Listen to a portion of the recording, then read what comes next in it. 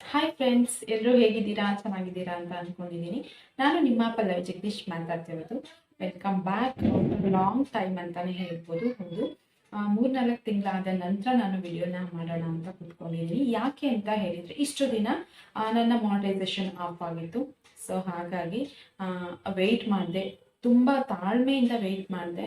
ಹಾಗಾಗಿ ನನಗೆ ಅದರ ಒಂದು ಬೆನಿಫಿಟ್ ಆಯಿತು ಅಂತಲೇ ಹೇಳ್ಬೋದು. ಲೈಫಲ್ಲಿ ತಾಳ್ಮೆಯಿಂದ ಇರೋದು ಎಷ್ಟು ಮುಖ್ಯ ಅನ್ನೋದು, ಮತ್ತು ಪ್ರಾಮಾಣಿಕವಾಗಿ ನಾವು ಪ್ರಾಮಾಣಿಕತೆಯಿಂದ ವೆಯ್ಟ್ ಮಾಡ್ತೀವೋ ಅದು ನಮಗೆ ಮುಂದೆ ಗೆಲುವನ್ನೇ ತಂದುಕೊಡುತ್ತೆ ಅನ್ನೋ ಒಂದು ದೊಡ್ಡ ಅನುಭವನ ನನಗೆ ಕೊಟ್ಟಿದ್ದು ಈ ಒಂದು ಯೂಟ್ಯೂಬ್ ಚಾನೆಲ್. ಹೌದು, ಯಾಕೆ ಅಂತ ಹೇಳಿದ್ರೆ, ಆ್ಯಕ್ಚುಲಿ ನನಗೆ ಗೊತ್ತಿರೋರು ಒಂದು 2-3 ಜನ ಚಾನಲ್ ಡೆಲೀಟ್ ಮಾಡಬೇಕು ಅಂತಲೇ ಹೇಳ್ತಾ ಇದ್ರು. ಆಲ್ರೆಡಿ ಒಬ್ಬರು ಚಾನಲ್ನ ಡೆಲೀಟ್ ಮಾಡಿದ್ರು ಮಾನಿಟೈಸೇಷನ್ ಆಫ್ ಆದಮೇಲೆ. ಅಂದರೆ 1000 ಸಬ್ಸ್ಕ್ರೈಬರ್, 4000 ವಾಚ್ ಅವರ್ ಆದ ನಂತರ ಮಾನಿಟೈಸೇಷನ್ ಆಫ್ ಆಗಿರುತ್ತೆ. ಯಾಕೆಂದರೆ ಅಷ್ಟಕ್ಕೆಲ್ಲ ನಾವು ತುಂಬ ಎಫರ್ಟನ್ನು ಹಾಕಿರ್ತೀವಿ. ಆ ಎಫರ್ಟ್ ಒಂದೇ ಸಲ ಕಳಚಿ ಬಿದ್ದಾಗ ಸಮ್ಟೈಮ್ ತುಂಬ ಬೇಜಾರಾಗುತ್ತೆ, ನೋವಾಗುತ್ತೆ, ಡಿಪ್ರೆಷನ್. ನಿಜವಾಗ್ಲೂ ನಾವು ಎಷ್ಟೆಲ್ಲ ಕಷ್ಟಪಟ್ಟು ಚಾನಲ್ ಉಳಿಸ್ಕೊಂಡಿರ್ತೀವಿ, ಬಟ್ ಈ ಟೈಮಲ್ಲಿ ಈಗ ಆಗೋಯ್ತಾ ಒಂದೇ ಒಂದು ಬೇಜಾರಿಂದಾಗಿ ಅವರು ಚಾನಲ್ ಕೂಡ ಡೆಲೀಟ್ ಮಾಡಿದ್ರು. ಅವ್ರ ನೇಮ್ ಎಲ್ಲ ನಾನು ಮೆನ್ಷನ್ ಮಾಡಿರಲ್ಲ. ಸಾಮಾನ್ಯವಾಗಿ ನನ್ನ ವಿಡಿಯೋನ ನೋಡೋರಿಗೆ ಕೆಲವೊಂದಷ್ಟು ಜನಕ್ಕೆ ಯಾರು ಚಾನಲ್ ಡೆಲೀಟ್ ಮಾಡಿ ಹೊಸ ಚಾನಲ್ ಮಾಡ್ಕೊಂಡಿದ್ದಾರೆ ಅನ್ನೋದ್ರ ಬಗ್ಗೆ ಖಂಡಿತವಾಗ್ಲೂ ಗೊತ್ತಿರುತ್ತೆ. ಹಾಗೇನೆ ನಾನು ಇಷ್ಟು ದಿನ ಎಲ್ಲರೂ ತುಂಬ ಜನ ಫ್ಯಾಮಿಲಿಯಲ್ಲೂ ಕೇಳ್ತಾ ಇದ್ರು, ಫ್ರೆಂಡ್ ಸರ್ಕಲಲ್ಲೂ ಕೇಳ್ತಾ ಇದ್ರು, ಯಾಕೆ ವಿಡಿಯೋಸ್ ಹಾಕ್ತಿಲ್ಲ ಅಂತ. ಬಟ್ ಹೇಳ್ಕೊಂಡ್ರೆ ಚೆನ್ನಾಗಿರಲ್ಲ ಅನ್ನೋ ಒಂದೇ ಒಂದು ಕಾರಣಕ್ಕೆ ನಾನು ಹಾಕ್ತೀನಿ, ಸ್ವಲ್ಪ ಏನೋ ಕೆಲಸದ ಕಡೆ ಗಮನ ಕೊಟ್ಟಿದ್ದೀನಿ ಅಂತಲೇ ಹೇಳ್ಕೊಂಡು ಬರ್ತಾ ಇದ್ದೆ. ಸೊ ಹಾಗಾಗಿ ನಾನು ಇಷ್ಟು ದಿನ ಹಾಕೋದಕ್ಕೆ ಆಗಿರಲಿಲ್ಲ. ಮಾನಿಟೈಸೇಷನ್ ಇವಾಗ ಆನ್ ಆಗಿದೆ ಯೂಟ್ಯೂಬ್ ಚಾನೆಲ್ ಕಡೆಯವ್ರಿಗೆ. Thank you so much. ಯಾಕೆಂದರೆ ನನ್ನನ್ನು 3 ತಿಂಗಳವರೆಗೂ ಕಾಯಿಸಿ ನಂತರ ನೀವು ನನಗೆ ಚಾನಲ್ ಮಾನಿಟೈಸೇಷನ್ ಆನ್ ಮಾಡಿದ್ದಕ್ಕೆ ತುಂಬ ಅಂದರೆ ತುಂಬ ಖುಷಿ ಆಯಿತು ನನಗೆ. ನಾನು ಮಾಡಿದ ಮಿಸ್ಟೇಕ್ ಏನು ಅನ್ನೋದು ನನಗೆ ಖಂಡಿತವಾಗ್ಲೂ ಗೊತ್ತಿದೆ. ಸೊ ಆ ಮಿಸ್ಟೇಕ್ಸ್ನ ದಯವಿಟ್ಟು ನೀವು ಕೂಡ ಯಾರೂ ಮಾಡಬೇಡಿ ಅಂತ ಹೇಳ್ತೀನಿ. ಆ ಮಿಸ್ಟೇಕ್ಸ್ ಏನು ಅನ್ನೋದ್ರ ಬಗ್ಗೆ ನಾನು ನಿಮಗೆ ಮುಂದೆ ತಿಳಿಸ್ತೀನಿ. ಹಾಗೆಯೇ ಎಲ್ಲರಿಗೂ ಕೂಡ ನಾನು ಥ್ಯಾಂಕ್ ಯು ಸೋ ಮಚ್ ಹೇಳಬೇಕು. ಯಾಕೆ ಅಂತ ಹೇಳಿದ್ರೆ, ಕೆಲವೊಂದಷ್ಟು ಜನ ಗೊತ್ತಿರೋರು ಗೊತ್ತಿಲ್ಲದೆ ಇರೋರು ಪಾಪ ಕಮೆಂಟ್ಸ್ ಮುಖಾಂತರ ಆ ವಿಡಿಯೋಗಳಲ್ಲಿ ನನಗೆ ಕಮೆಂಟ್ ಆಗಿ ಕೇಳಿದ್ದಾರೆ, ಮೆಸೇಜ್ ಮಾಡಿ ಕೇಳಿದ್ದಾರೆ, ಕಾಲ್ ಮಾಡಿದಾಗ ಕೇಳಿದ್ದಾರೆ, ಸಿಕ್ಕಿದಾಗೂ ಕೂಡ ಕೇಳಿದ್ದಾರೆ. ನಿಜವಾಗ್ಲೂ ತುಂಬ ಖುಷಿ ಆಗುತ್ತೆ, ಯಾಕೆ ನೀವು ವಿಡಿಯೋಸ್ ಆಗ್ತಾ ಇಲ್ಲ ಅಂತ. ವ್ಯೂವರ್ಸ್ ಕಮ್ಮಿ ಇದ್ರೂ ಕೂಡ ಕೇರ್ ಮಾಡ್ತಾರೆ ಅಲ್ವಾ, ಯಾಕೆ ಏನು ಅಂತ ಕೇಳ್ತಾರೆ ಅಲ್ವಾ, ಅದು ನನಗೆ ತುಂಬ ಅಂದರೆ ತುಂಬ ಖುಷಿ ಕೊಡುತ್ತೆ. ಓಕೆ, ಇವತ್ತು ಕೃಷ್ಣ ಜನ್ಮಾಷ್ಟಮಿ ಅಂತ ಹೇಳ್ತೀನಿ. ನಾನು ರಿಯಲಿ ಸಾರಿ. ಅಯೋಧ್ಯೆಯಲ್ಲಿ ಶ್ರೀರಾಮಚಂದ್ರ ಅವರ ಉದ್ಘಾಟನೆ ನಡೀತಾ ಇದೆ, ಅಂದರೆ ಪ್ರತಿಷ್ಠಾಪನೆ ನಡೀತಾ ಇದೆ. ಈ ದಿನ ನಾನು ಈ ಒಂದು ವಿಡಿಯೋನ ಮಾಡಿದ್ದೀನಿ. ತುಂಬ ಖುಷಿ ಇದೆ. ಆ್ಯಕ್ಚುಲಿ ಸಂಕ್ರಾಂತಿಗೆ ಮಾಡಬೇಕಿತ್ತು, ಆವಾಗ ನನಗೆ ತುಂಬ ಹೆಲ್ತ್ ಇಶ್ಯೂ ಇದ್ದ ಕಾರಣ ನಾನು ಸಂಕ್ರಾಂತಿನಲ್ಲಿ ವಿಡಿಯೋ ಮಾಡಲಿಕ್ಕಾಗಿಲ್ಲ. ಇನ್ನು ಮುಂದೆ ಪ್ರತಿದಿನ ಕೂಡ ಆದಷ್ಟು ನಾನು ವಿಡಿಯೋನ ಹಾಕಲಿಕ್ಕೆ ಖಂಡಿತವಾಗ್ಲೂ ಪ್ರಯತ್ನ ಪಟ್ಟೇ ಬರ್ತೀನಿ. ಸೊ ಇನ್ನೆಲ್ಲ ವಿಡಿಯೋಗಳು, ಮುಂದೆ ಬರುವಂಥ ಎಲ್ಲ ವಿಡಿಯೋಗಳಿಗೂ ಕೂಡ ನಿಮ್ಮೆಲ್ಲರೂ ಸಪೋರ್ಟ್ ಹೀಗೆ ಇರಲಿ ಅಂತ ಹೇಳ್ಕೊಳ್ತೀನಿ. ಇದು ಇವತ್ತಿನ ಒಂದು ಪುಟ್ಟದಾದಂತಹ ಒಂದು ವಿಡಿಯೋ ಆಗಿರುತ್ತೆ. ಏಕೆಂದರೆ ಇಷ್ಟು ದಿನ ಗ್ಯಾಪ್ ಆಗಿರುತ್ತೆ. ಸಡನ್ನಾಗಿ ಒಂದು ವಿಡಿಯೋ ಹಾಕಿದಾಗ ಯಾಕೆ ಇಷ್ಟು ದಿನ ಗ್ಯಾಪ್ ಆಗಿತ್ತು, ಇವಾಗ ಹಾಕ್ತಿದ್ದಾರೆ ಅನ್ನೋದು ಬರಬಾರ್ದು. ಸೊ ಅದಕ್ಕೆ ಒಂದ್ಸಲ ಹೇಳ್ಬಿಡೋಣ ಅಲ್ವಾ, ಯಾಕೆ ಏನು ಅಂತ ಅನ್ನೋದ್ರ ಬಗ್ಗೆ ನಾನು ವಿಡಿಯೋ ಮಾಡಿದ್ದು. ಆವಾಗಲೇ ಹೇಳಿದೆ ಏನೋ ಮಿಸ್ಟೇಕ್ ಮಾಡಿದ್ದೆ ಅಂತ. ಹೌದು, ನಾನು ಒಂದು ಆ್ಯಪಿಂದ ವಿಡಿಯೋನ ಹಾಕಿದ್ದೆ. ಜಸ್ಟ್ ಒಂದು 6 ವಿಡಿಯೋನೇ ಹಾಕಿದ್ದೆ ಅಂದ್ಕೊಳ್ಳಿ. ಆ 6 ವಿಡಿಯೋದಲ್ಲಿ 4 ವಿಡಿಯೋಗಂತೂ ಸಕ್ಕತ್ತಾಗಿ ವ್ಯೂಸ್ ಬಂದಿತ್ತು, ಶಾರ್ಟ್ ವಿಡಿಯೋಸು. ಸೊ ಅದರಿಂದಾಗಿ ನನಗೆ ಮಾನಿಟೈಸೇಷನ್ ಆಫ್ ಆಗಿತ್ತು. ಹಾಗೆಯೇ ನನ್ನ ಇನ್ನೊಬ್ಳು ಫ್ರೆಂಡ್ಗೂ ಕೂಡ ಅವ್ರದ್ದು ಕೂಡ ಮಾನಿಟೈಸೇಷನ್ ಆಫ್ ಆಯಿತು. ನಾನು ಅವ್ರಿಗೆ ಜಸ್ಟ್ ಹೇಳಿದ್ದೆ ಅಷ್ಟೇ, ಈ ಥರ ಮಿಸ್ಟೇಕ್ಸ್ ಮಾಡಬೇಡಿ, ನಾನು ಈ ಥರ ಮಾಡಿದ್ದೆ ಅಂತ. ಸೊ ಅವ್ರು ಆ ಮಿಸ್ಟೇಕ್ನ ಮಾಡಿದ್ರು, ಅವ್ರಿಗೂ ಕೂಡ ಮಾನಿಟೈಸೇಷನ್ ಆಫ್ ಆಗಿದೆ. ಬಟ್ ಯಾರು ಅಂತ ಮೆನ್ಷನ್ ಮಾಡಲ್ಲ. ಅವ್ರದ್ದು ಕೂಡ ಆದಷ್ಟು ಬೇಗನೆ ಮಾನಿಟೈಸೇಷನ್ ಆನ್ ಆಗಲಿ. ಅವರು ಕೂಡ ನನ್ನಾಗೇ 3 ತಿಂಗಳವರೆಗೂ ಕೂಡ ವೆಯ್ಟ್ ಮಾಡಿದ್ದಾರೆ. ನನಗೂ ಅವ್ರಿಗೂ ಜಸ್ಟ್ ಒಂದು 15 ಡೇಸ್ ಅಷ್ಟೇ ವೇರಿಯೇಷನು. ಸೊ ನಾನು ಜಸ್ಟ್ ಹೇಳಿದೆ ಅಷ್ಟೇ, ತಿಳ್ಕೊಂಡಿರಿ ಅಂತ. ಬಟ್ ಅದು ಅವ್ರಿಗೆ ಹಾಗೆ ಆಗೋಯ್ತು. ಇರಲಿ, ಎಲ್ಲದಕ್ಕೂ ಕೂಡ ತಾಳ್ಮೆ ಬಹಳ ಮುಖ್ಯ. ನಿಜವಾಗ್ಲೂ ನನ್ನ ಹಸ್ಬೆಂಡ್, ನಮ್ಮಮ್ಮ ಕೆಲವೊಂದಷ್ಟು ಸಲ ತಾಳ್ಮೆ ಅನ್ನೋರು. ಆದರೆ ನಾನು ಈ ಒಂದು ಯೂಟ್ಯೂಬ್ ಚಾನೆಲ್ನಲ್ಲಿ ತುಂಬ ಅಂದರೆ ತುಂಬ ಬೇಜಾರು ಮಾಡ್ಕೊಂಡಿದ್ದೆ. ಯಾಕೆ ಬೇಕಿತ್ತು ಗುರು, ಇಷ್ಟೆಲ್ಲ ಕಷ್ಟಪಟ್ಟು ನನ್ನ ಮಾನಿಟೈಸೇಷನ್ ಆಫ್ ಆಯಿತು, ಇವತ್ತು ಏನು ವ್ಯಾಲ್ಯೂ ಇದೆ ನನಗೆ, ಇಷ್ಟೆಲ್ಲ ಕಷ್ಟಪಟ್ಟಿದ್ದು ಏನು ಸಿಕ್ತು ನನಗೆ ಅಂತ ಸಿಕ್ಕಾಪಟ್ಟೆ ಆಗ್ತಿದ್ದೀನಿ ನಿಜವಾಗ್ಲೂ. ಅದೆಲ್ಲ ಆದ ನಂತರ ಕಷ್ಟ, ನೋವು, ದುಃಖನ ಎಲ್ಲವನ್ನ ಕಳೆದ ನಂತರ ಇವಾಗ ನನಗೆ ಮತ್ತೆ ಆ ಒಂದು ಖುಷಿ ಕ್ಷಣ ಮತ್ತೆ ಮರಳಿ ಬಂದಿದೆ. ನೀವು ಕೂಡ ಈ ಒಂದು ಮಿಸ್ಟೇಕ್ಸ್ನ ದಯವಿಟ್ಟು ಮಾಡ್ಕೋಬೇಡಿ.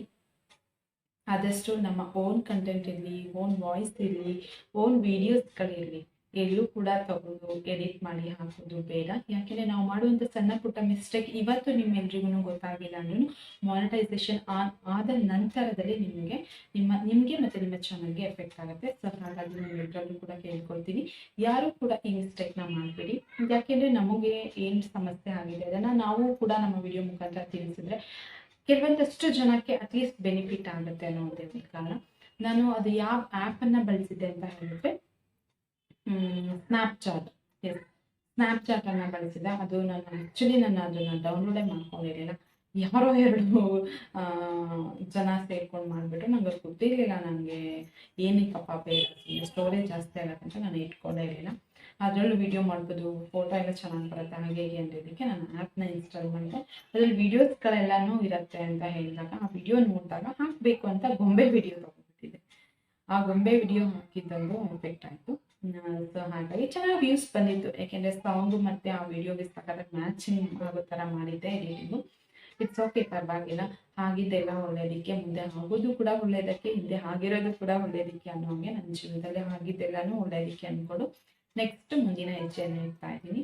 ಸೊ ಎಲ್ಲರೂ ಕೂಡ ಸಪೋರ್ಟ್ ಮಾಡಿ. ಯಾವುದೇ ಆ್ಯಪಿಂದಲೂ ಕೂಡ ದಯವಿಟ್ಟು ನಿಮ್ಮ ವಿಡಿಯೋಸ್ಗೆ ಹಾಕ್ಕೋಬೇಡಿ. ಯಾವುದೇ ಆ್ಯಪಿಂದಲೂ ಕೂಡ ಡೌನ್ಲೋಡ್ ಮಾಡಿಕೊಂಡು ನಿಮ್ಮ ಒಂದು ಚಾನಲಲ್ಲಿ ಹಾಕ್ಕೊಂಡ್ರೆ ವಿಡಿಯೋನ ಇವತ್ತಲ್ಲ ನಾಳೆ ನಿಮ್ಗದು 100% ಎಫೆಕ್ಟ್. ಅದೇ ನೀವು ಹಾಕೊಂಡಂಥ ವಿಡಿಯೋನ ಸ್ವಲ್ಪ ಎಡಿಟ್ ಮಾಡಿ ನಿಮ್ಮ ಫೋಟೋ ಆ ಥರ ಏನಾದರೂ ಆ್ಯಡ್ ಮಾಡಿ ಹಾಕೋದ್ರಿಂದ ಏನೂ ಪ್ರಾಬ್ಲಮ್ ಇರಲ್ಲ. ಯಾಕೆ ಅಂತ ಹೇಳಿದ್ರೆ ಸ್ನ್ಯಾಪ್ಚಾಟ್ ಅವರಲ್ಲಿ ವಿಡಿಯೋ ತೊಗೊಂಡಿದ್ದೆ ಅಲ್ವಾ, ಅವ್ರು ಕಂಪ್ಲೇಂಟ್ ಮಾಡಿದ್ರು ಅನಿಸುತ್ತೆ ಯೂಟ್ಯೂಬ್ ಅವ್ರಿಗೆ. ಸೊ ಹಾಗಾಗಿನೇ ನನ್ನ ಒಂದು ಚಾನಲ್ ಆಗಿತ್ತು. ಸೊ ಆ ಕಂಪ್ಲೇಂಟ್ ಖಂಡಿತ ನಾನು ಅಂದ್ಕೊಳ್ತಿದ್ದೆ ಏನು ಕಂಪ್ಲೇಂಟ್ ಮಾಡ್ತಾರೆ, ಅದು ಹೆಂಗೆ ಗೊತ್ತಾಗ್ಬಿಡತ್ತೆ ಅಂತ. ನಿಜವಾಗ್ಲೂ ಕಂಪ್ಲೇಂಟ್ ಆಗಿದೆ ಅಂತ ನಂಗೆ ಮೇಲ್ ಬಂದಿತ್ತು. ನಂಗೆ ತುಂಬ ಬೇಜಾರಾಯಿತು. ನಾನು ಸಾರಿ ಎಲ್ಲ ಕೇಳಿದ್ದೀನಿ. ಯಪ್ಪ, ನಾನು ಏನೇನೆಲ್ಲ ಮಾಡಿದ್ದೀನಿ ಅಂತ ಹೇಳಿದ್ರೆ ತುಂಬ ಅಂದರೆ ತುಂಬ ತಲೆ ಕೆಡಿಸ್ಕೊಬಿಟ್ಟಿದೆ. ಹೀಗೆಲ್ಲ ಆಗೋಗ್ಬಿಡ್ತಲ್ಲ, ಅಂದರೆ ಅತಿಯಾಗಿ ತಲೆ ಕೆಡಿಸ್ಕೊಳ್ಳಿಲ್ಲ. ಇಷ್ಟೆಲ್ಲ ಕಷ್ಟಪಟ್ಟು 1 ವರ್ಷದ ಜರ್ನಿ ಒಂದು ಮಾಡಿದಂಥ ಒಂದು ಪುಟ್ಟ ಮಿಸ್ಟೇಕಿಂದ ಎಲ್ಲ ಅಳಿಸೋಗ್ಬಿಡ್ತಲ್ವ ಅಂತ. It's okay. ನೀವು ಕೂಡ ಇದನ್ನು ನೆನಪಲ್ಲಿ ಇಟ್ಕೊಳ್ಳಿ. ಮುಂದೆ ಯಾವುದೇ ಕಾರಣಕ್ಕೂ ಯಾವ ಒಂದು ಈಗ ಇನ್ಸ್ಟಾಗ್ರಾಮ್ ಇರ್ಬೋದು, ಫೇಸ್ಬುಕ್ ಇರ್ಬೋದು, ಶೇರ್ ಚಾಟ್ ಇರ್ಬೋದು, ಆ್ಯಂಡ್ ಮೋಜ್ ಇರ್ಬೋದು, ಸ್ನ್ಯಾಪ್ಚಾಟ್, ಇದು ಯಾವುದರಿಂದನೂ ಕೂಡ ವಿಡಿಯೋನ ತಗೋಬೇಡಿ. ದಯವಿಟ್ಟು ತೊಗೊಂಡ್ರು ಕೂಡ ಎಡಿಟ್ ಮಾಡಿ ನಿಮ್ಮ ಫೋಟೋ ಕೂಡ ಆ್ಯಡ್ ಮಾಡೋದನ್ನು ಮರಿಬೇಡಿ. ಆವಾಗ ಯಾರು ಕೂಡ ಕಂಪ್ಲೇಂಟ್ ಮಾಡಲ್ಲ. ಇಲ್ಲಾಂದರೆ 100% ಕಂಪ್ಲೇಂಟ್ ಮಾಡ್ತಾರೆ. ಅಂದರೆ ಗೊತ್ತಾಗಲ್ಲ ಅಷ್ಟೇ, ನಮ್ಮ ಹೇಳೋಕ್ಕಾಗಲ್ಲ ಯಾವಾಗ ಯಾವ ರೀತಿಯಲ್ಲಿ ಚೇಂಜಸ್ ಆಗುತ್ತೆ ಅಂತ. ಯಾಕೆಂದರೆ ಮಾನಿಟೈಸೇಷನ್ ಆನ್ ಆದಮೇಲೆ ಸ್ಟಾಪ್ ಮಾಡ್ತಾರಲ್ವ, ಮಾನಿಟೈಸೇಷನ್ ಆಫ್ ಮಾಡ್ತಾರಲ್ಲ, ಅವಾಗ ಅದ್ರ ವ್ಯಾಲ್ಯೂ ಏನಂತ ಗೊತ್ತಾಗುತ್ತೆ. ಜಸ್ಟ್ ಇವಾಗ ಚಾನಲ್ ನಡೆಸ್ತಾ ಇರ್ತೀವಲ್ವ, ಅದ್ರದ್ದು ಎಫೆಕ್ಟ್ ಏನೂ ಗೊತ್ತಾಗಲ್ಲ. ಅದಕ್ಕೆ ಕೇಳ್ಕೊಳ್ತಾ ಇದ್ದೀನಿ, ಯಾರು ಮತ್ತೆ ಆ ಪ್ರಯತ್ನ ಕೂಡ ಮಾಡೋಕ್ಕೆ ಹೋಗ್ಬೇಡಿ. ಇಲ್ಲಿವರೆಗೂ ಮಾಡಿದರೆ ದಯವಿಟ್ಟು ಅದನ್ನು ಸ್ಟಾಪ್ ಮಾಡಿ. ನೀವು ಸ್ಟಾಪ್ ಮಾಡಿದ್ರೆ ಮುಂದೆ ಮಾನಿಟೈಸೇಷನ್ ಆನ್ ಆಗುವಾಗ ಖಂಡಿತ ಒಳ್ಳೆಯದಾಗುತ್ತೆ ಆ್ಯಂಡ್ ಹೆಲ್ಪ್ ಆಗುತ್ತೆ. ಇವಾಗ ನೀವು ಇನ್ನೂ ಕಂಟಿನ್ಯೂ ಮಾಡ್ಕೊಂಡು ಹೋಗ್ತಾನೆ ಇದ್ದರೆ ನಿಯರ್ ಇರೋರಿಗೆಲ್ಲ ತುಂಬ ಸಮಸ್ಯೆ ಆಗುತ್ತೆ. ಆ ಥರ ವಿಡಿಯೋಸ್, ಶಾರ್ಟ್ ವಿಡಿಯೋದಿದ್ದರೆ ಡೆಲೀಟ್ ಮಾಡಿಬಿಡಿ ಅಷ್ಟಕ್ಕೆ. ನಾನಂತೂ ಫುಲ್ ಡೆಲೀಟ್ ಮಾಡಿಬಿಟ್ಟೆ. ಹಾಕಿದಂತಹ ಒಂದು 6 ವಿಡಿಯೋನು ಕೂಡ, ಅದ್ರ ಜೊತೆಗೆ ನಾನು 4 ವಿಡಿಯೋ ಕೂಡ ಡೆಲೀಟ್ ಮಾಡಿಬಿಟ್ಟೆ. ಇರಲಿ, ಪರವಾಗಿಲ್ಲ, ಡೆಲೀಟ್ ಮಾಡೋದ್ರಿಂದ ಲಾಸ್ ಏನಿಲ್ಲ. ಹಾಗಾಗಿ ಸೊ ಎಲ್ರಿಗೂ ಇದೊಂದು ಕಿವಿ ಮಾತು ಅಂತ ಹೇಳ್ಬೋದು ಅಷ್ಟೇ. ಇನ್ಮುಂದೆ ನಾನು ಎಲ್ಲ ಥರದ ವೀಡಿಯೋಸು, ಅಂದರೆ ಮನೆ, ಕಿಚನ್, ಔಟ್ ಸೈಡ್, ಈ ಥರ ಫ್ಯಾಮಿಲಿ, ಈ ಥರದ ವೀಡಿಯೋಸ್ಗಳು ಬರ್ತಾ ಇರುತ್ತೆ. ಸೊ ನೋಡಿ ಸಪೋರ್ಟ್ ಮಾಡಿ ಅಂತ ಹೇಳ್ತಾ ಈ ವಿಡಿಯೋನ ಇಲ್ಲಿಗೆ ಮುಗಿಸ್ತಾ ಇದ್ದೀನಿ. Thank you so much. ಎಲ್ರಿಗೂ ಕೂಡ ಧನ್ಯವಾದಗಳು. Thank you very much. Friends, ಇವತ್ತು ಸೋಮವಾರ, ಹಾಗೆಯೇ ಇವತ್ತು ಶ್ರೀರಾಮಚಂದ್ರವರ ಪ್ರತಿಷ್ಠಾಪನೆ ಕೂಡ ಆಗ್ತಿರೋದ್ರಿಂದ ಮನೆಯಲ್ಲಿ ಪೂಜೆ ಮಾಡಬೇಕು ಅಂತ ಹೇಳಿ ಬೆಳಗ್ಗೆನೇ ಎದ್ಬಿಟ್ಟು ಫ್ರೆಶ್ ಅಪ್ ಆಗಿ ಪೂಜೆ ಎಲ್ಲ ಮುಗಿಸ್ಕೊಂಡಿದ್ದೀನಿ. ನೈವೇದ್ಯಕ್ಕೆ ಅಂತ ಹೇಳಿಬಿಟ್ಟು ಅಕ್ಕಿಯನ್ನು ಕೊಟ್ಟಿರ್ತಾರೆ ಅಲ್ವಾ, ಅಕ್ಕಿಯಿಂದ ಪಾಯಸನ ಮಾಡಿದ್ದೆ. ಅದ್ರ ಜೊತೆಗೆ ಬೋಂಡ ಕೂಡ ಮಾಡಿದ್ದೆ, ಈರುಳ್ಳಿ ಬೋಂಡ, ಹಾಗೆಯೇ ಒಬ್ಬಟ್ಟು ಮತ್ತು ರೈಸ್ ಸಾಂಬಾರು ಮಾಡಿದ್ದೆ. ಸೊ ನೋಡಿ, ನಮ್ಮ ಮನೆಯಲ್ಲಿ ಶ್ರೀಕೃಷ್ಣನೇ ನಾನು ಶ್ರೀರಾಮಚಂದ್ರ ಅಂತ ಹೇಳ್ಬಿಟ್ಟು ಪೂಜೆ ಮಾಡಿದ್ದೀನಿ. ಹೌದು, ಎಲ್ಲ ಕಡೆನೂ ಅಷ್ಟೇ ಶ್ರೀರಾಮಚಂದ್ರ ಹಾಗೆಯೇ ಕೃಷ್ಣ, ವಿಷ್ಣು ಎಲ್ಲ ಒಂದೇ, ಬಟ್ ಅವತಾರಗಳು ಬೇರೆ ಬೇರೆ. ಹಾಗಾಗಿ ನಾನು ಮನೆಯಲ್ಲಿ ಈ ರೀತಿಯಲ್ಲಿ ಪೂಜೆನ ಮಾಡಿದ್ದೀನಿ. ತುಂಬ ಅಂದರೆ ತುಂಬ ಖುಷಿ ಆಯಿತು ನನಗೆ. ಹಸ್ಬೆಂಡ್ ಬಂದ ನಂತರ ನಾವು ದೇವಸ್ಥಾನಕ್ಕೆ ಹೋಗಬೇಕು. ಫ್ರೆಂಡ್ಸ್, ಇವತ್ತು ಶ್ರೀರಾಮಚಂದ್ರ ಅವರ ಪ್ರತಿಷ್ಠಾಪನೆ ನಡೀತಾ ಇದೆ ಅಲ್ವಾ ಅಯೋಧ್ಯೆಯಲ್ಲಿ. ಹಾಗಾಗಿ ಎಲ್ಲ ಕಡೆಯೂ ಕೂಡ ಪೂಜೆ ಪುನಸ್ಕಾರಗಳು ಅಂತ ನಡೀತಾ ಇರುತ್ತೆ. ನಾವು ಕೂಡ ನಾನು ನನ್ನ ಹಸ್ಬೆಂಡ್ ಹೋಗಿದ್ವಿ ದೇವಸ್ಥಾನಕ್ಕೆ, ಆಂಜನೇಯ ಸ್ವಾಮಿ ಜೊತೆಗೆ. ಅಲ್ಲಿ ಮಹಾವಿಷ್ಣು ಅವರ ಒಂದು ದೇವಸ್ಥಾನ ಇದೆ, ಅಲ್ಲಿ ಹೋಗಿದ್ವಿ. ಇದೆಲ್ಲ ರೀತಿಯಲ್ಲೂ ಇರುವಂತಹ ಪೂಜೆ ಪುನಸ್ಕಾರಗಳೆಲ್ಲವನ್ನು ಮುಗಿಸ್ಕೊಂಡ್ವಿ. ತುಂಬ ಅಂದರೆ ತುಂಬಾ ಖುಷಿ ಆಯಿತು ನಮಗೂ. ಈ ದಿನವೇ ತುಂಬ ಸ್ಪೆಷಲ್ ಡೇ ಅಂತಲೇ ಹೇಳ್ಬೋದು. ಹೌದು, ಏನೋ ಒಂಥರ ಸಂಭ್ರಮ ಎಲ್ಲ ಕಡೆಯೂ ಕೂಡ. ಹಾಗೆಯೇ ಇವತ್ತು ಪೂಜೆ ಎಲ್ಲ ಮುಗಿಸಿದ ನಂತರ ನಾನು ಮನೆಯಲ್ಲಿ ಸ್ವೀಟ್ ಎಲ್ಲ ಮಾಡಿದ್ದೆ ಅಲ್ವಾ, ಅದೆಲ್ಲನೂ ಮನೆಯಲ್ಲಿ ರೆಡಿ ಇದೆ. ಹೋಗ್ಬಿಟ್ಟು ಊಟ ಎಲ್ಲ ಮಾಡ್ಕೊಬೇಕು. ಸದ್ಯಕ್ಕೆ ದರ್ಶನವನ್ನು ಮುಗಿಸ್ಕೊಂಡು ಹೋಗೋಣ ಅಂತ ಹೇಳಿ ಹಸ್ಬೆಂಡ್ ವೀಡಿಯೋ ಮಾಡ್ಕೊಂಡು ಬರ್ತಿದ್ದಾರೆ. ನಾನು ಬೆಳಗ್ಗೆ ಏನು ಟಿಫನ್ ಮಾಡಿರಲಿಲ್ಲ, ಮಧ್ಯಾಹ್ನ ಸ್ವಲ್ಪ ತಿನ್ಕೊಂಡಿದ್ದೆ, ಹಶ್ವಾಗ್ತಿತ್ತು. ಅದಕ್ಕೆ ಹಸ್ಬೆಂಡ್ಗೆ ಹೋಗ್ಬಿಟ್ಟು ವೀಡಿಯೋ ಮಾಡ್ಕೊಂಬನ್ನಿ ಅಂತ ಹೇಳಿದ್ದೆ. ಇವಾಗ ಮನೆಗೆ ಹೋದ ನಂತರ ಊಟ ಮಾಡ್ಕೊಳ್ಳೋದೆ. ನನಗೆ ಯಾಕೋ ಸ್ವಲ್ಪ ಕಾಲೆಲ್ಲ ಪೇಯ್ನ್ ಇತ್ತಲ್ಲ, ಹಾಗಾಗಿ ಹಸ್ಬೆಂಡ್ ಎಲ್ಲ ವೀಡಿಯೋನ ಮುಗಿಸ್ಕೊಂಡು ಬರ್ತಿದ್ದಾರೆ. ಈಗ ನೆಕ್ಸ್ಟ್ ಪದ್ಮಾವತಿ ಅಮ್ಮನವರ ವಿಡಿಯೋ ಕೂಡ ಮಾಡ್ಕೊಂಬನ್ನಿ ಅಂತ ಹೇಳಿದೆ. ತುಂಬ ಚೆನ್ನಾಗಿ ಪೂಜೆನ ಮಾಡ್ತಾರೆ ಇಲ್ಲಿ ದೇವಸ್ಥಾನದಲ್ಲಿ, ಖುಷಿಯಾಗತ್ತೆ. ಫ್ರೆಂಡ್ಸ್, ನಮ್ಮ ಒಂದು ಈ ಪುಟ್ಟದಾದ ವಿಡಿಯೋನ ನೋಡಿ ಸಪೋರ್ಟ್ ಮಾಡಿ ಅಂತ ಹೇಳ್ತೀನಿ. ಹಾಗೆಯೇ ಇಲ್ಲಿ ಬಂದಿರೋಂಥ ವಿಡಿಯೋದಲ್ಲಿ ಮಕ್ಳುಗಳಾಗಿರ್ಬೋದು ದೊಡ್ಡವರಾಗಿರ್ಬೋದು ಜಸ್ಟ್ ಫನ್ ಅಂದರೆ ಮಕ್ಕಳೆಲ್ಲ ಚೆನ್ನಾಗಿ ಫನ್ ಮಾಡ್ತಿರೋ ಅಂತ ಹೇಳಿ ವಿಡಿಯೋ ಮಾಡ್ಕೊಂಡಿರೋದು ಅಷ್ಟೇ. ಎಲ್ಲರಿಗೂ ಕೂಡ ಥ್ಯಾಂಕ್ ಯು, ಬಾಯ್ ಬಾಯ್.